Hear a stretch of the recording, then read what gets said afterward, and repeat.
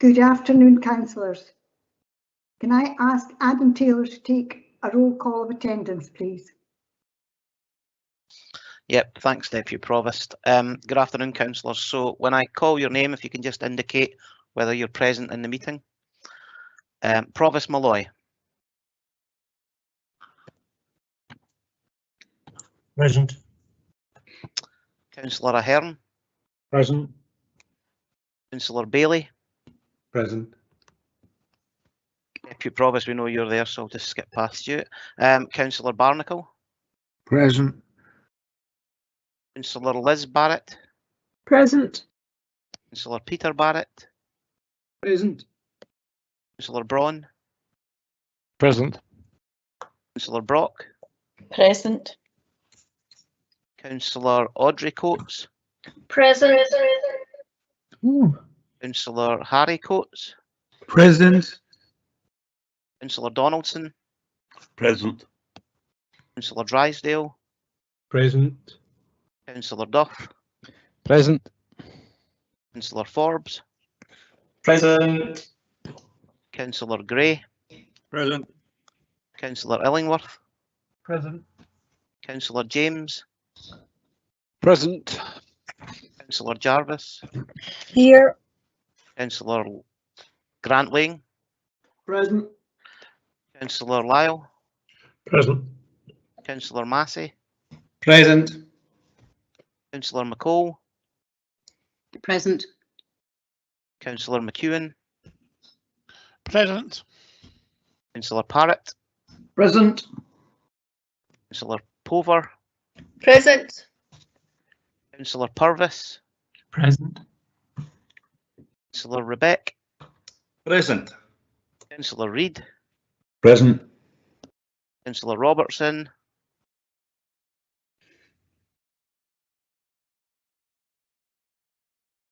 Sorry, present. Councillor Sarwar. Present. Councillor Shires. Present. Councillor Simpson. Present. Councillor Smith. Present. Councillor Stewart. Present. Councillor Waters. Present. Councillor Williamson. Present. And Councillor Wilson. Present. Thanks. And Deputy Provost, we've had apologies submitted this afternoon for Councillor McCall and Councillor McDade. Thank you very much. Can I ask if there are any declarations of interest in this item?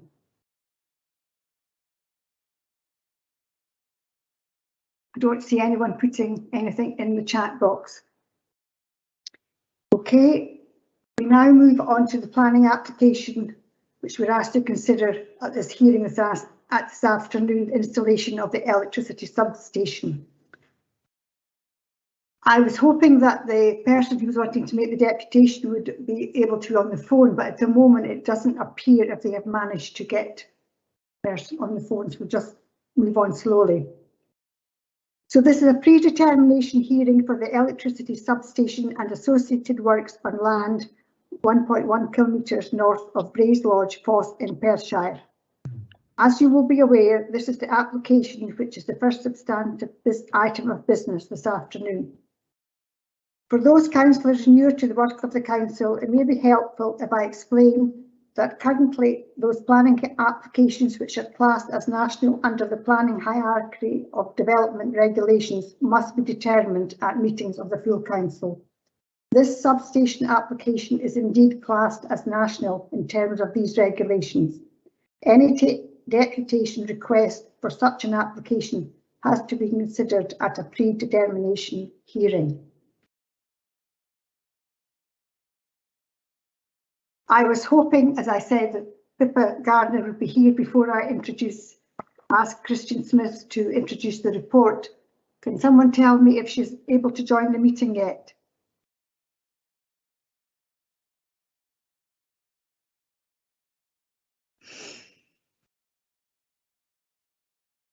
Just bear with me.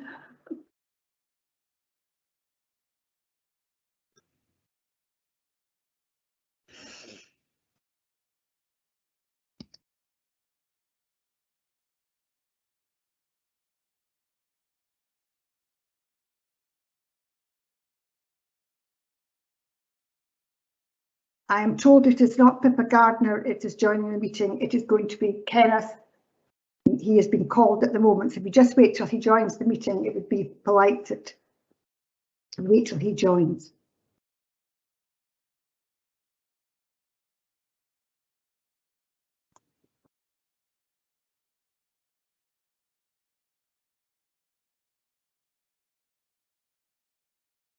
Perhaps I can just outline what will actually happen.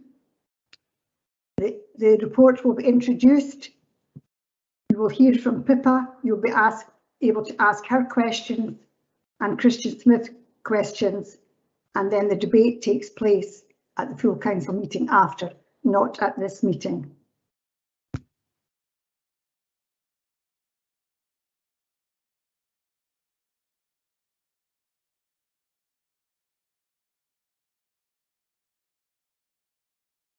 I think he's just about to join us. I'm sorry for this slight delay, but... Hello, can you hear me?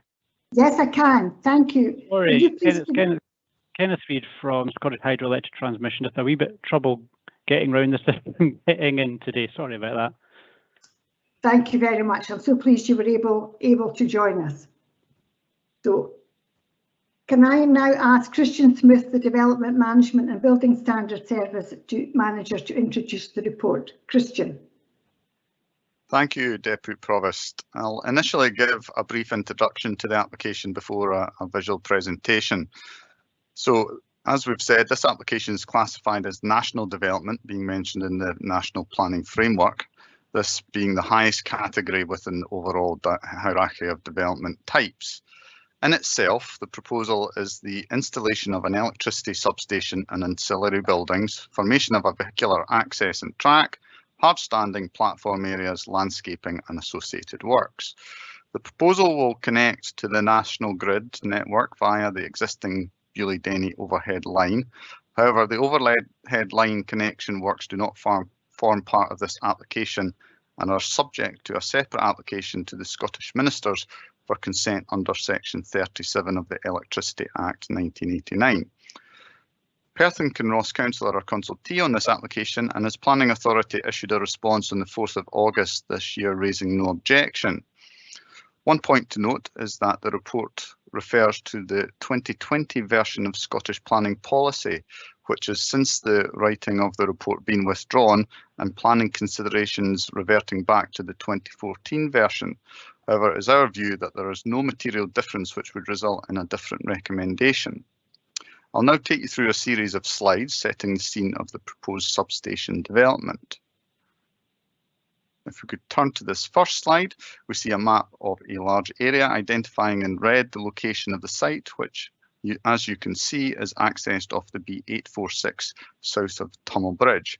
It is also a distance east of Schiehallion and sits north of the C-Class road to Kinlochranach, which is a distance further west. Hopefully this gives a good sense of orientation. Next slide.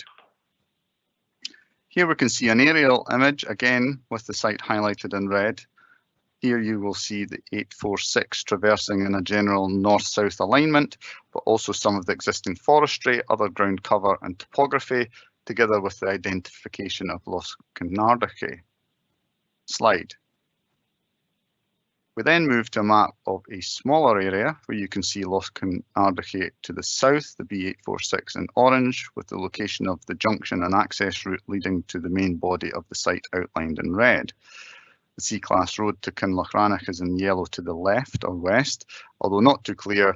There is also an indication of the tree cover in green, as well as contours marking the topography, with some areas of the site fairly sloping. The straighter lines in the left and right of the frame running on a north-south alignment are existing power lines and associated pylons. Next slide. It was felt to be helpful to show the positioning of the various elements of the development and how this has been refined during the various stages of the project. This slide shows how various access arrangements have been considered and revisions have been made to the layout to avoid areas of important habitat primarily. Next slide. We now move to a plan showing the detail of the proposed development, including the groundworks to create platforms for the various elements. And in the main, these platforms are created by cutting into the existing topography. You may also note a loop off one of the north-south power lines. These are temporary and would be removed on completion of construction. As noted previously, the overhead line works do not form part of this proposal. Next slide. Here we have a plan showing the main substation layout in more detail. Please note the parts coloured blue will not be constructed at this time. These are included to illustrate potential future expansion. Next slide. Here we see a number of sections showing the platformed areas with the various elements shown to give some sense of scale. The main thing to note here being the reduction in ground levels and also the comparative size of the pylons which sit on higher ground. Slide. We now move to a series of photographs and associated photomontages setting out existing during construction, after completion, and then after establishment of mitigations, for example, landscaping. These attempt to illustrate some of the visual impacts at various stages and from a number of locations. Areas of main change have been highlighted, as you will see in the lower slide, with red circulars. First, here in the upper image, we see a view from the B846 looking northwest across Loch Canarachie, with during construction only additional pylons, not part of this application, as I said. These are the only clearly visible elements in the lower image during the construction and highlighted, as I said, in the red circles. Next slide. Again, here are two slides with the upper completed development not appearing much different from that during construction in the previous slide, while the lower slide sees mitigating landscaping after establishment, if you look closely at that oval red circle as compared to the upper image. Next slide. Then we have an upper image just to the northwest of the substation where the topography of the site can be appreciated before the platforms are formed. The lower image is during construction with some of the structures and enclosures within the application visible in the left of the shot, a larger pylon in the centre and other large pylons to the right. Next slide. This is after completion and sees the removal of the pylons in the right of shot as per the previous slide, the lower slide indicating the established landscaping. The next images here are to the west on the road running north of Schiehallion. The upper photo, the existing situation. Below, we see that additional pylons would be provided and existing trees removed. Slide. Then we have the upper shot seeing a temporary pylon removed, with the lower shot then seeing some of the landscaping becoming established to the left and right of the highlighted area. Slide. Next, we see an image from further south on Schiehallion Road and some distance to the south of the substation. The second image, or lower image, shows one of the pylons in the distance. Next slide. The next images appear similar, although you will note the landscaping in the lower right, which will become established again after completion. Next slide. We now move to the final viewpoint, which is from a core path at the furthest south of the images and southwest of the previous image on Schiehallion Road, looking northeast towards the site. As you may appreciate, it is difficult at this range to see any difference between the existing and likely visibility. Thank you, Deputy Provost. That concludes the presentation, and we will return to a slide showing the site layout in immediate context. Thank you.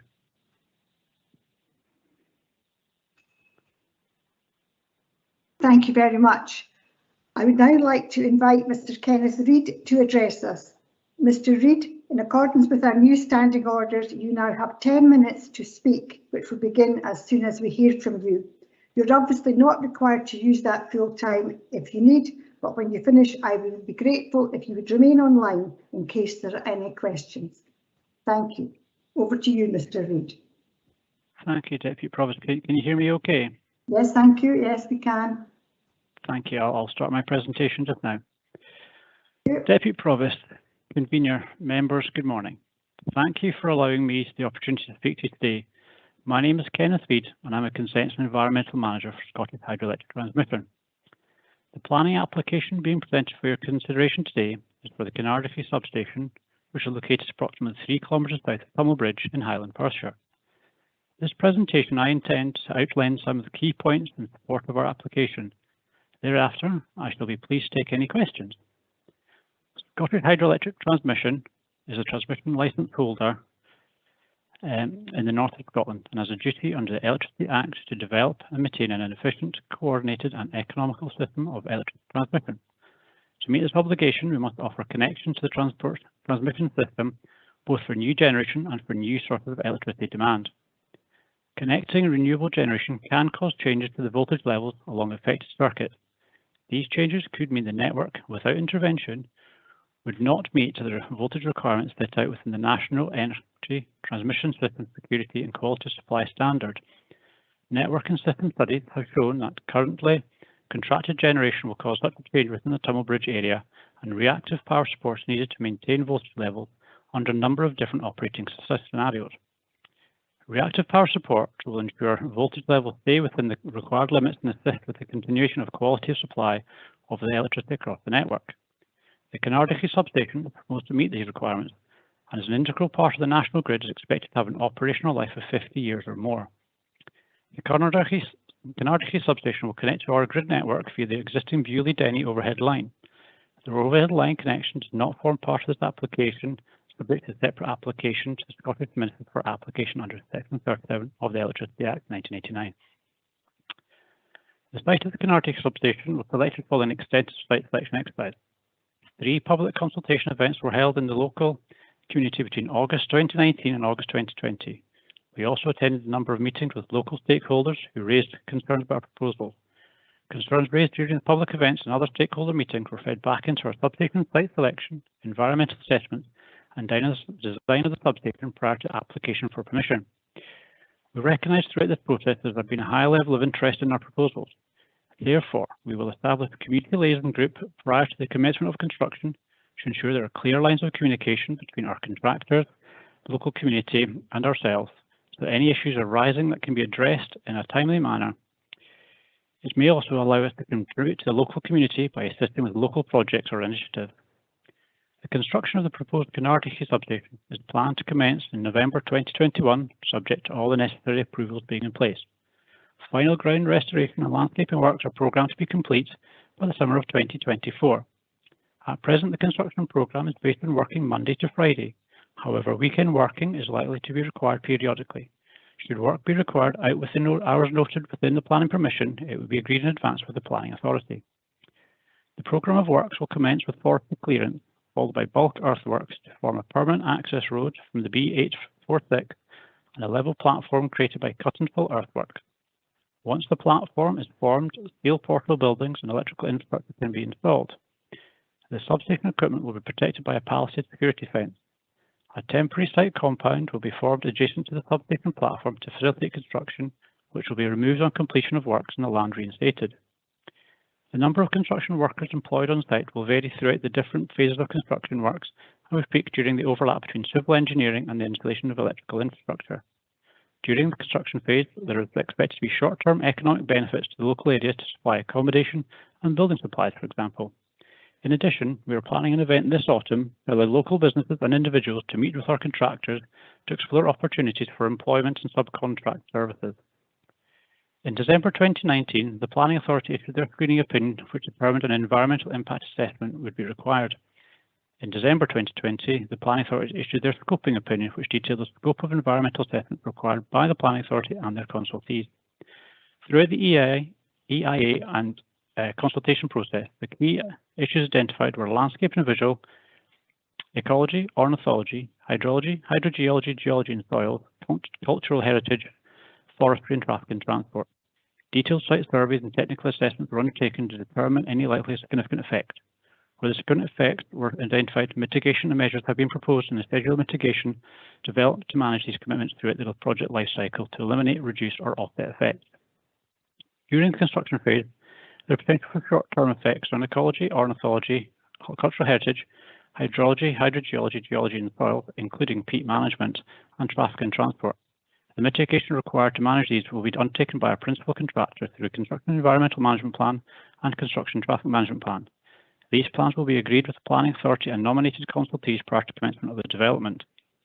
Compliance with these plans will be continually checked by the applicant's project team, as well as the appointed environmental clerk of works and archaeological clerk of works. All workers on site have the power to stop tasks that could lead to harm to the environment or the health, safety and well-being of site operatives. Medium to long-term potential effects include landscape and visual and forestry. A detailed landscape and visual assessment was included within the application, including viewpoints agreed with the Planning Authority.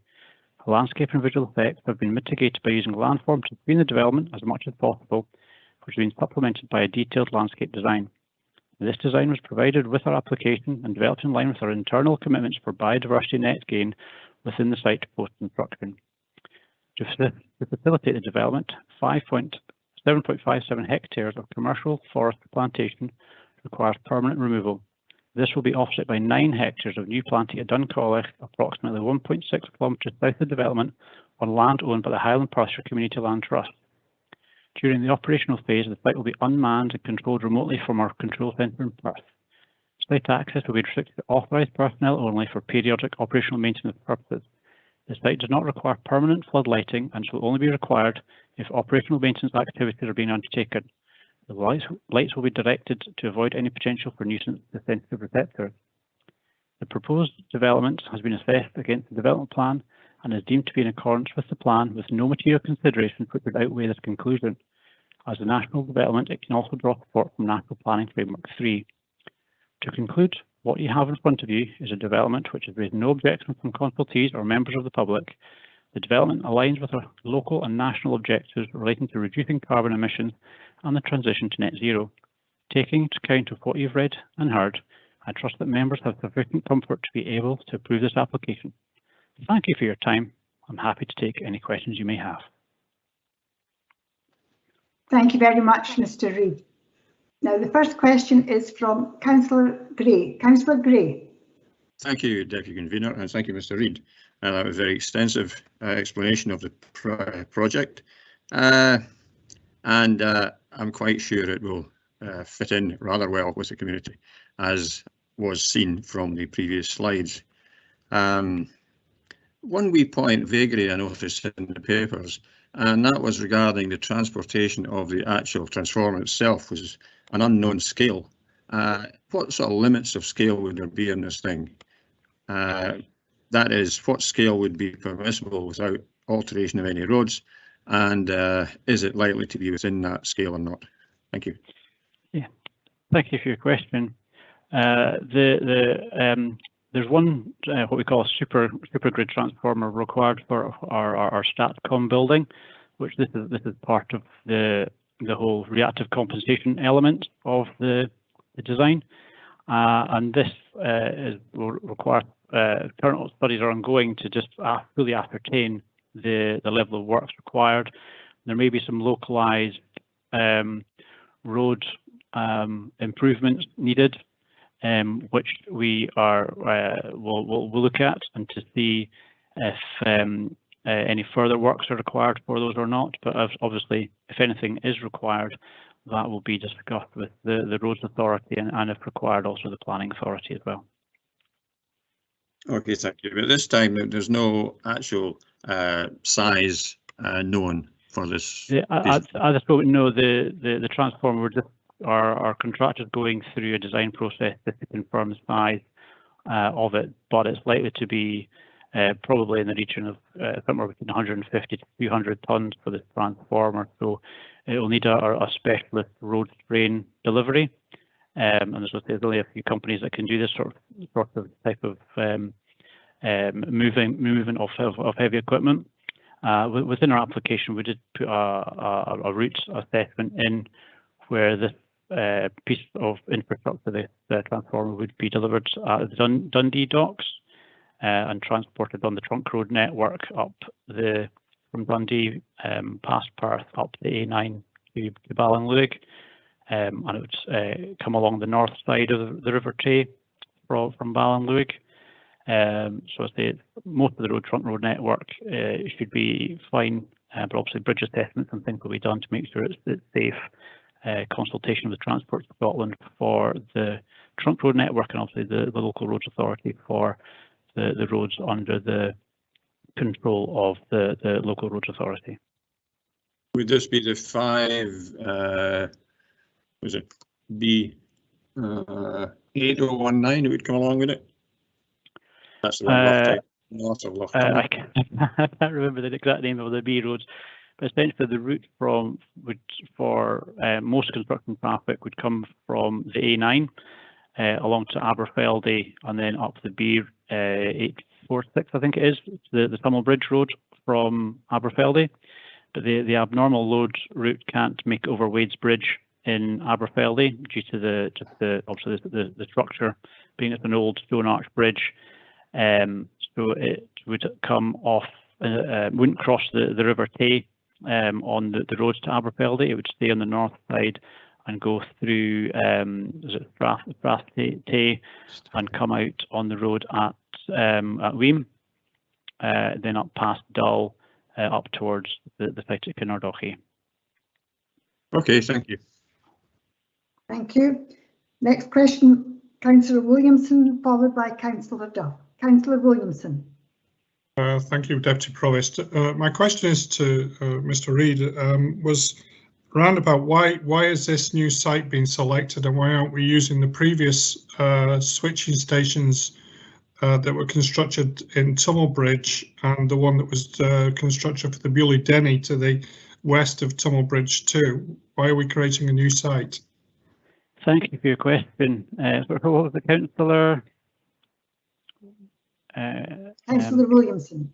Councillor Williamson. I'm just taking wee notes here. Thank you for that. Yeah, when we go through a site selection exercise, we always, the starting point is always to look at existing sites to see if these can be further developed. And in this instance, the size of infrastructure we need, it couldn't be accommodated at the Bewley Denny overhead line substation just at Tunnel Bridge.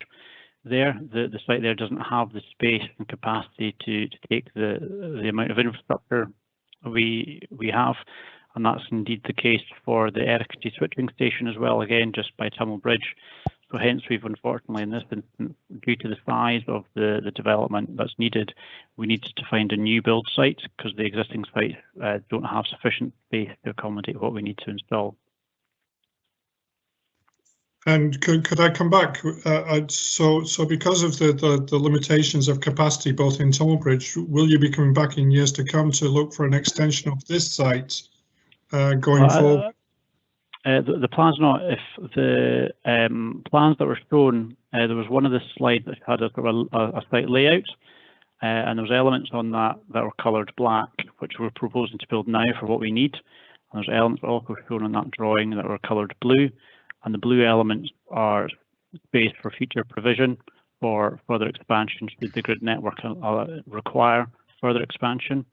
But equally within the substation building, the main, what we call gas insulated building, there is spare capacity in there for future connections onto our 132 kilovolt system.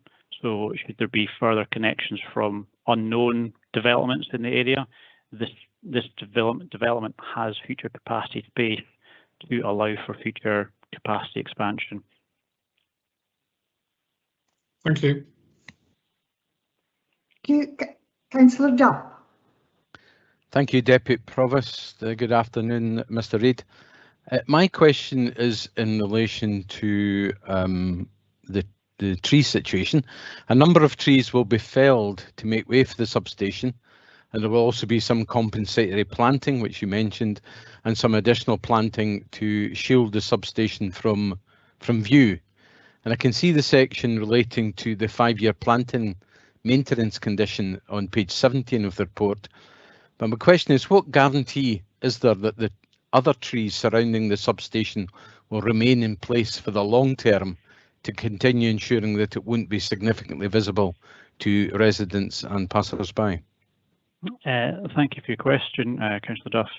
Yes, it's a question that's been put to us by some sort of neighbouring landowners and things, and obviously we're buying a fairly substantial piece of ground off Forestry Land Scotland to be able to build this site, and within the control of our site, there will be some obviously mature parts of the plantation remaining within our site that we don't necessarily need for the construction of this development.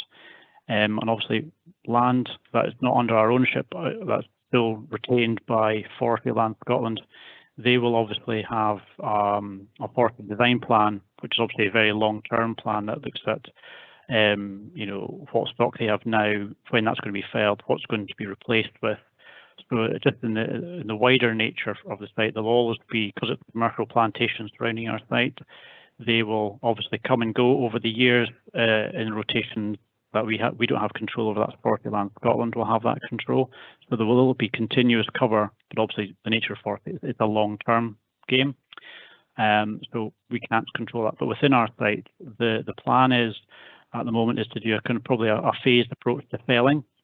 So we'll try and keep a screen of mature trees along the northern boundary, and there'll be some on the sort of the southern element of the site as well. And we'll fell what we need for the substation and a little bit more. And then that will be part of our landscape plan will be implemented as part of our construction process. And then once that is established to a certain extent, some of the mature trees round about the site will be felled, and then they'll also be replanted. And within our site, biodiversity net gain is a key element of Scotland hydroelectric transmission goals at the moment, and this isn't a planning requirement, this is our own internal requirement, because we see the benefit of doing this not only for the biodiversity itself, but for the long-term gain. We want to be a good developer to leave the sites in a better condition than we came to them. So the surrounding plantation that we own, but is out with the realms of the planning permission. We are in the process of developing our own forestry management plan, which will manage trees within our land ownership for the long term, and that will be done in stages and phases. So there'll be hopefully continuous cover to try and mitigate as best as reasonably practical the views of the substation from the surrounding area. But hopefully, just because of the expansive nature of the area where the roads are, and you know, obviously peaks like Schiehallion is a very popular walking spot nearby as well. We'll try our best to manage that landscape and visual, but hopefully it's going to be more of a glimpse to view for perhaps a few years until our landscape planting is established, and also the surrounding nature of commercial crops, and will get felled and get restocked. So there might be glimpsed views now and again for some years, but then that will close off as these trees grow. Okay, thank you, Mr. Reid. That's very helpful. Thank you. No problem. Thank you. Very much. Next question is Mr. Councillor Waters, followed by Councillor Wilson. Councillor Waters. Thank you, Deputy Provost. Thank you, Mr. Reid, for your deputation and taking questions of us. My question is related to the peatland, and very much when you were doing the initial survey work to determine the location, the site location of the structures on the building and the track work, is there any estimates made of how much peat will be affected on the site and will need either moved or reinstated elsewhere? Yeah, thank you for your question. Yeah, it was something that has come up, and obviously as part of our site selection process, when we obviously confirmed we couldn't expand existing facilities and we looked for new sites. You know, peatland's always quite a key thing for us, because it's not only an environmental thing, but also our engineers, obviously they want solid ground to build on as well, and peat doesn't work well for that. So that's one of our key things of why we've chosen the site we have. And so where the substation is located, it's largely on very thin soils, but we are aware of there's pockets of blanket bog within the area, and we did quite a lot of work with our ecologists from outside consultants to refine our design to avoid peat habitats and blanket bog. And if you'll see on some of the drawings for the substation platform itself, it's not a square design. The southeast corner is kind of tapered off, like it's more sort of triangular, if you like, and that was designed to avoid an area of blanket bog. So we've avoided a lot of peat removal through design process already prior to application. And obviously we're aware of there's blanket bog habitats east where the overhead line elements are, but obviously that's all subject to consent with the Scottish Minister. But with regards to peat management, it's always a standard practice for what we ask of our contractors is to have a peat management plan if there's peatland habitats present. And so that will form part of the environmental management plan, which will go into the planning authority for approval prior to commencement on site. And that plan will also go to the likes of FEPA and Nature Scotland as well, just to make sure everyone's happy with our proposals about how we're going to manage any peat on site and obviously other environmental matters. So like I say, we've tried to avoid it best we can, so hopefully it's not going to be too much of a problem. But further site investigations are being planned for the coming months, and that will determine the ground conditions that we have and the different types of soils and rocks and things that are under the ground, so we can quantify that hopefully in the coming months once we've done the site investigation. Thank you very much for the robust answer. Thank you. Councillor Wilson. Thanks, Deputy Provost. Thanks, Mr. Reid. My question is about roads and access, not once on completion, but during the construction phase, which is going to be fairly lengthy. There are a number of conditions about roads maintenance agreement, construction, traffic management and public road network impacts.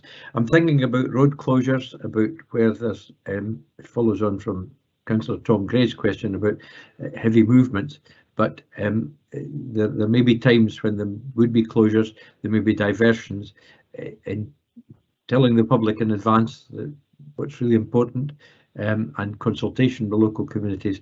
Are you satisfied that your contractor and yourselves have got the capacity to do that, and for it to be a nimble movement of things as work on the site progresses? I'd like to think so, yes. Our contractors that we deal with are our framework partners. They're well used to dealing with large substation developments like this in often remote and challenging locations with roads infrastructure that sort of more sort of single track roads and sort of highland roads, if you like. So obviously the contractor is still going through their design at the moment in advance of construction. But we don't have the full details as yet, but of those details will be part of the traffic management plan, which obviously will go into the Roads Authority and Planning Authority to sign off in advance of starting on site.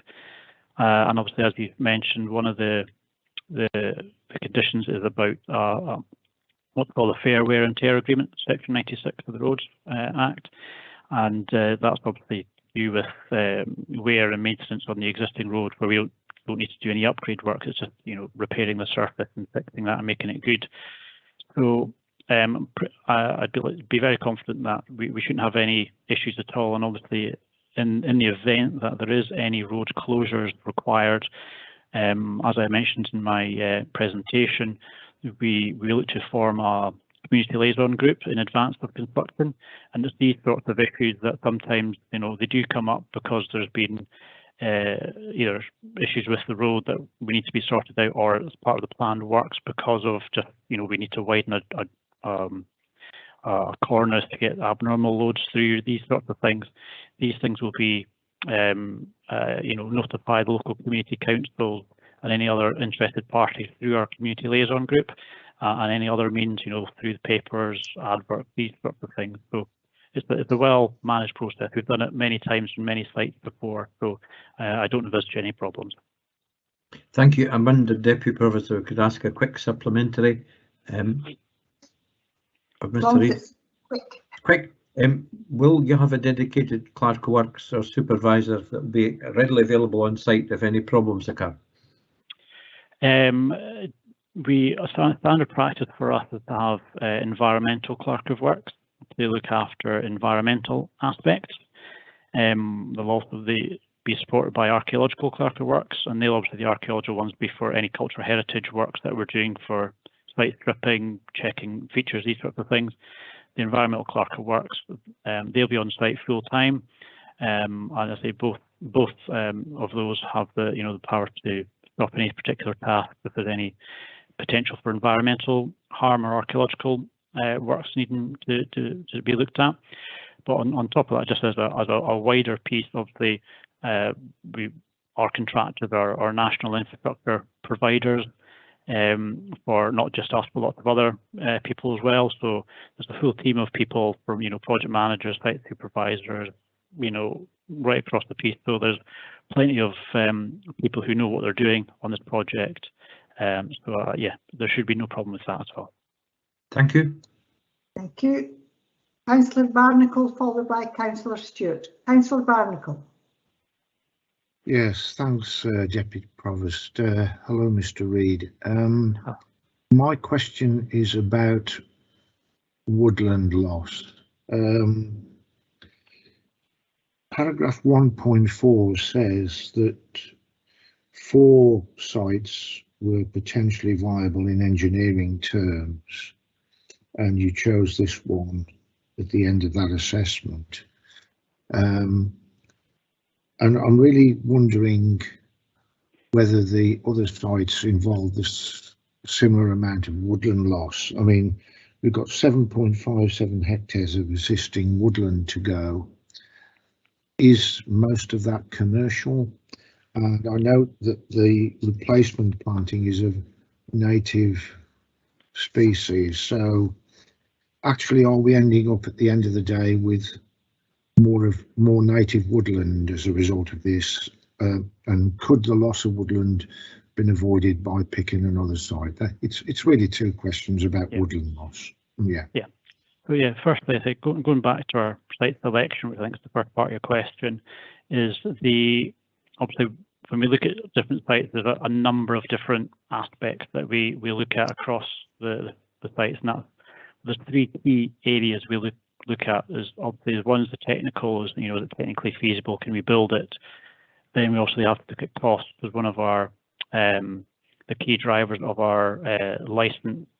As with license with Ofgem is about being value for money, and then obviously finally the third main branch is obviously environmental. Under the technical bit, there's obviously lots of different things, but environmentally again there's lots of things, and forestry and woodland is one part of that. So we always try to minimise woodland loss where we can, but it's not the only factor. We have to take a balanced, holistic approach to our site selection. So, based on a number of factors, we've chosen this site as the preferred one for a number of reasons, and this is what we've brought forward to this site for application for consent for permission. So, in terms of woodland loss, on site at the moment is commercial plantation, which off the top of my head I think is a mixture of larch and Scots pine, I think.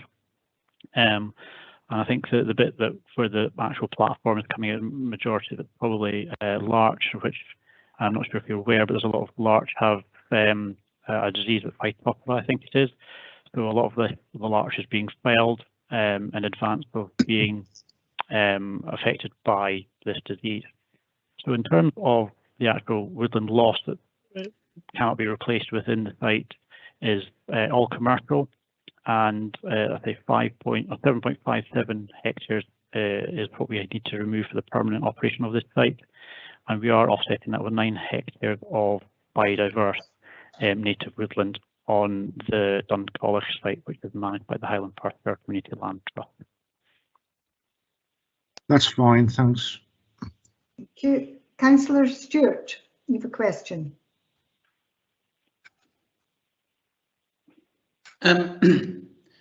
Thanks, Deputy Provost. I was actually going to ask, I think, the question that Councillor Barnacle's just asked in terms of site selection. In terms of the sort of overall impact on the environment, I realise there will be environmental benefits from creating resilience within the network due to, I think you were explaining about the connections from further renewable sources creating voltage differences. Is there a mechanism for calculating environmental benefit versus the environmental harm that we're talking about in terms of woodland loss, peatland loss, species habitat loss? Do you have such an internal calculation? I think it sounds like you're looking for a cost benefit analysis is kind of what you're perhaps talking about, and it's not really a process that we follow. What we follow is obviously our internal guidance and national infrastructure guidance for substations and overhead lines and things for our sites, and then thereafter we follow the planning process, environmental impact assessment process. These are what we do to try and obviously firstly avoid issues, and if we can't avoid issues through site selection firstly, or through environmental impact assessment and changing the design like we have done in the case of blanket bog habitats and things, is we obviously then have to look at what mitigation we can do to eliminate, offset, reduce things. That's the process that we follow and we manage through the construction and operation of our site. Thank you. Thank you. Now we have Councillor Parrott, followed by Councillor Lane. Thank you very much, Deputy Provost, and thank you, Mr. Reid, for your presentation. Just one or two, if you like, additional questions about the movement of the very heavy and outsize transformer. I'm assuming you mentioned in particular the bridges over the Tay between Ballinloig and Aberfeldy. I'm assuming that the bridge over the, I think it's the Garry at Ballinloig, has been factored into account. Can you also give clarification as to if there is work needed on the route off the A9 to facilitate the passage of this transformer? Those works, the cost of those works is picked up by yourselves. And the third element to my question is this transformer needs to be lifted off when it gets onto the site. Will you be building cranes on the site for that purpose, or have at least one, I'd have thought more than one heavy crane vehicle got to traverse these routes as well? Thank you. Yes, so there's 3 points to that. So I'll go backwards. Probably the transformer deliveries itself is that we don't need cranes to offload those machines because what they do is they jack them up off the trailer, if you like, and then they slide and skid them in. So yeah, okay, we don't need heavy cranes for that, because I don't think there's cranes that can really lift the types of weight we're talking about as well. Without, there'd be huge things. So we don't have that. In terms of the cost for bridges, they need to be strengthened, or be that temporarily or permanently, or all the things to do with the public road improvements. That is indeed our cost. We have to bear that. There's not going to be any cost to the public for that, because obviously it's for our works. And sorry, what was the first part of your question again? It was the bridge over, I think by that stage it's the Garry, the bridge at Ballinloig. Ballinloig, yes.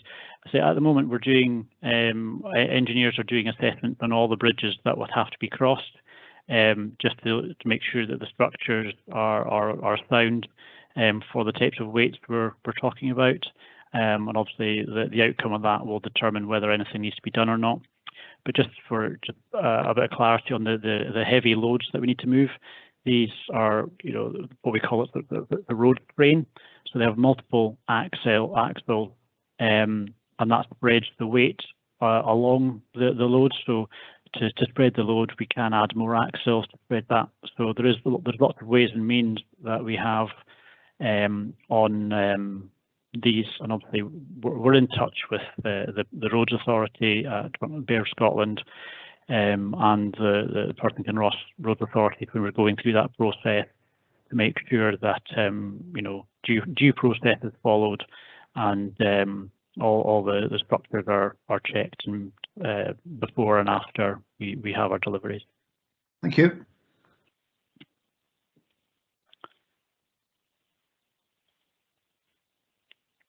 Lane, you have a question.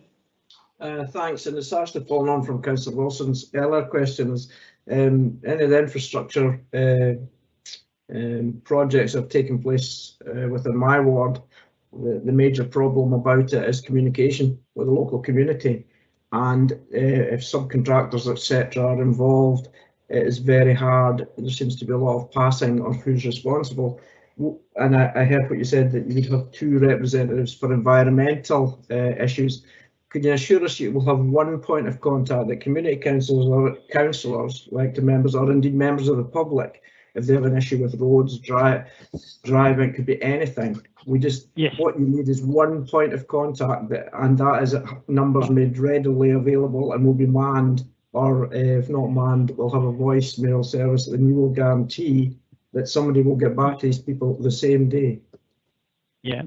What we have as a standard practice in all our projects, we have a community liaison manager, and they're the only point of contact, the main point of contact for people, be that locals or community councils or councillors like yourself who get involved in any of our projects. They're the people who field the inquiries that come in and pull together responses from whoever needs to be addressed, whatever the issue is, be that engineers or roads issues or environmental issues, and they can get back to people with hopefully information to address concerns or queries, or indeed if it's a slightly bigger issue, we can have arranged separate meetings to get the right people around the table to discuss concerns. And like I said in my presentation, we're currently planning to arrange a community liaison group, which will be set up before we start works on site, and obviously we'll be in touch with community councils within the coming months to start that process to try and get members from the community councils, probably from Tunnelbridge and Aberfeldy, because obviously it's Aberfeldy will probably more likely to have the traffic coming through there. They won't have traffic coming from the Tunnelbridge side because the roads there aren't suitable for construction traffic. So that process will commence, and we will have one point of contact. Thank you. It's not really it's good that there's pre-work consultation, and most of the projects have had that. The problem seemed to be once the project starts to be built, especially with subcontractors and that, the main contractor then passes the responsibility to the subcontractor, and it all gets tied up in contracts. Can you assure me, if you're the lead contractor on this, you will be responsible for all the actions of your subcontractors? That is exactly what our contracts are set up for. We contract national infrastructure providers for these developments, and we expect their subcontractors to adhere to all the rules of what's happening. So if a subcontractor is not delivering appropriately, or there's issues arising because of a subcontractor, we'll make sure the principal contractor takes responsibility for these and doesn't pass the buck down to junior contract members, if you like, because we have our contracts with the principal contractor, not the subcontractors, so they're entirely responsible for it. They cannot pass the buck to someone else. It's their responsibility to sort it out, and that's the sort of the way we like to work, to do it that way. Thank you very much. Thanks, David Provost. Thank you. Now, I see there are 2 people who are wishing to ask their second question. I will take them as long as the questions are going to be very short, because we've had quite an opportunity to have questions answered. And I'm sure Mr. Reid, he's answered many questions. So Councillor Duff, you did a second question. Thank you, Deputy Provost. I will be as brief as I can. Mr. Reid, I'm conscious that there was a concern among some local residents about the substation development possibly interfering with the line of sight 4G signal from the EE transmitter above Tunnelbridge. I think you were going to conduct some investigations into that. Did you manage to establish the situation? I can't remember off the top of my head. I was involved briefly to sort of in this. It's not something that was my area, but I think we'd concluded I don't think there was any issue with line of sight, because where our substation is, we've tried to sight it down in the halls. I don't think there's any issue, but it's something I would have to take away and speak with others who obviously aren't on the call just now. Okay. To address. But thank you. Thank you. And the final question for Mr. Reid is from Mr. Councillor Waters. I keep making a mistake. Councillor Waters. Thank you, Deputy Roberts. Mine is very quick. Just following on from Councillor Barnacle's question on the trees and the commercial woodland you said that will be cleared. Are these trees nearing maturity anyway, where they may already fall into a cycle of being felled for commercial purposes? Yeah, I don't have exact dates, but there's a lot of the woodland would be starting to at least have what's called thinning operations, to thin out the number of trees. They would be starting, fairly imminently if we hadn't come along anyway. Yeah. Thank you. Thank you, councillors, for your questions, and thank you, Mr. Reid, for answering the questions with such detail. So thank you. Now, councillors, it's your opportunity to ask questions to Christian Smith. So if anyone's got any questions for Christian, please put the Q in the chat box, please.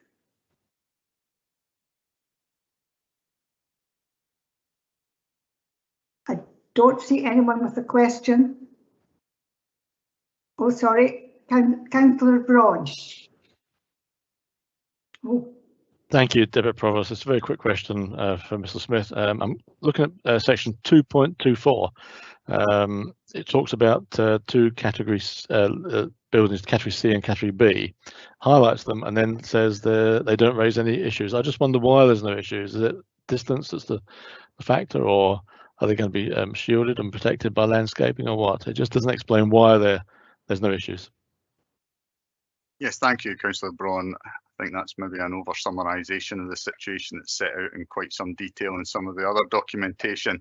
I don't have that information to hand, but I'm certainly, happy to drill into that and get a comment back to you. But certainly, in terms of the considerations that it's been determined that there wouldn't be any adverse impact in relation to it. But as I say, it's contained within some of the supporting documentation in quite some detail. Okay, thank you very much. Councillor Waters. Thank you, Deputy Provost. Just again coming back to the peatland and the potential of finding peatland. And I know in the papers there's a peatland management plan, which I believe is an active document that just gets updated. I specifically want to ask on the reinstatement of any peatland or any peat bogs, peat that's found within the track and within the site, that there will be a commitment that the condition which is already there, but there's a assurance that peatland will be reinstated, in line with current practices. Thank you. Thank you, Councillor Waters. Again, you're referring you to the condition. There would be information submitted which would set out the approach that would be taken, and that is in line with best practice, etc. In terms of reinstatement, as was indicated in some of the discussion, the lifespan of the facility is around about 40 or more years. So that would be something that would be considered that reinstatement period if it got to the point that the land was to be reinstated. But in terms of the condition, that would require that it set out how peat was to be dealt with in line with best practice. Thank you. Thank you. Councillor Stewart. It's okay, I don't need a question. Thank you, Deputy Provost. Okay, thank you very much. Councillor Wilson. Thanks, Deputy Provost. Mr. Smith, on page 14 and 15, there's a summary of the flooding risk and drainage issues, and a recommendation that there be two conditions, 2 and 14. Are you satisfied these will cover flash flood events during the construction phase, because the area comes subject to very heavy deluges of rain, and if there's exposed areas where the the vegetation's been removed temporarily, there's an extra flood risk. Are you satisfied that these conditions will cover such events? Thank you, Councillor Wilson. I think in addition to the conditions that you mentioned, we also have condition number 8, which relates to a construction environmental management plan. And construction environmental management plans will look at how water runoff in all anticipated forms would be dealt with. So yes, we are comfortable that the approach is suitable for all likely eventualities. Thank you. Thank you. I see no one else wishing to ask a question, so I'd like to thank both Christian Smith and Mr. Kenneth Reid for answering the question so ably. Thank you. This concludes the predetermination hearing, and we will then commence the meeting of the full council, and it will be at that point the application will be debated and determined. And as a point of interest, members, we wish to note that the need for these applications to come to full council is to be removed when more of the amendments of the Planning Scotland Act 2019 are brought into force. So thank you very much, and Mr. Reid, you can now leave this meeting. So thank you, councillors. I think we will have a 5-minute break before we begin the council meeting. So you leave this meeting and then you move on to the council meeting. So thank you very much.